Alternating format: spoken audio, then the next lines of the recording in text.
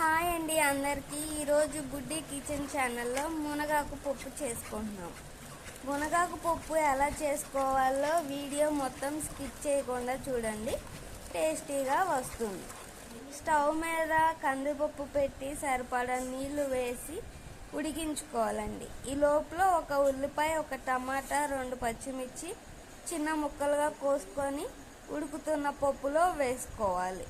పప్పు బాగా ఉడికే లోపల లేత మునగాకు కోసుకొచ్చుకోవాలండి. వీడియోలో చూపిస్తున్న విధంగా లేత మునగాకు తీసుకొని నీళ్ళల్లో శుభ్రంగా కడుక్కొని ఉడుకుతున్న పప్పులో వేసుకోవాలి.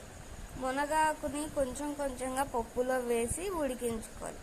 మునగాకు పప్పు తినడం వల్ల చాలా ప్రయోజనాలు ఉన్నాయండి. షుగర్ తగ్గుతుంది, థైరాయిడ్ తగ్గుతుంది, రక్తం లేని వాళ్ళకి రక్తం కూడా పడుతుందండి. ఇలా వీడియోలో చూపిస్తున్న విధంగా మగ్గిన తర్వాత టేస్ట్కి సరిపడా ఉప్పు అండి, మేము ఇక్కడ గల్లుప్పు వాడాము మంచి రుచి కోసము. 1 స్పూన్ కారం వేసుకోవాలి. మీ టేస్ట్కి కారానికి తగ్గట్టు. మేము మిల్లులో ఆడించుకున్న కారం అండి, ఎక్కువ కారం ఉంటుంది, 1 చెంచా వేసుకున్నాము.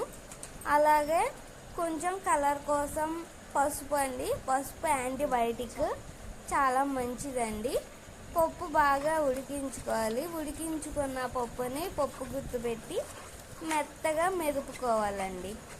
పప్పు బాగా మెత్తగా మెదుపుకున్నాక తాలింపు వేసుకోవాలండి. దానిలోకి తాలింపుకి కళాయి పెట్టుకొని 1 గరిటె నూనె వేసుకోవాలండి.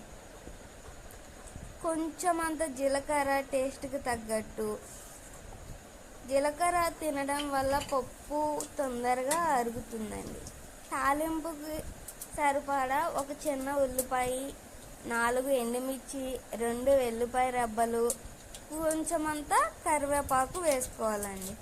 అవన్నీ నూనెలో వేసుకొని బాగా వేయించుకోవాలి. పచ్చివాసన పోయే వరకు తాలింపును మనం వేయించుకోవాలండి. ఆ తాలింపుని ముందుగా మెదుపుకున్న పప్పులో వేసుకోవాలండి. అంతేనండి, పప్పు మునగాకు కూర రెడీ అండి. ఒక్కసారి ఇలా ట్రై చేసి చూడండి, ఎలా ఉందో టేస్ట్ చెప్పండి.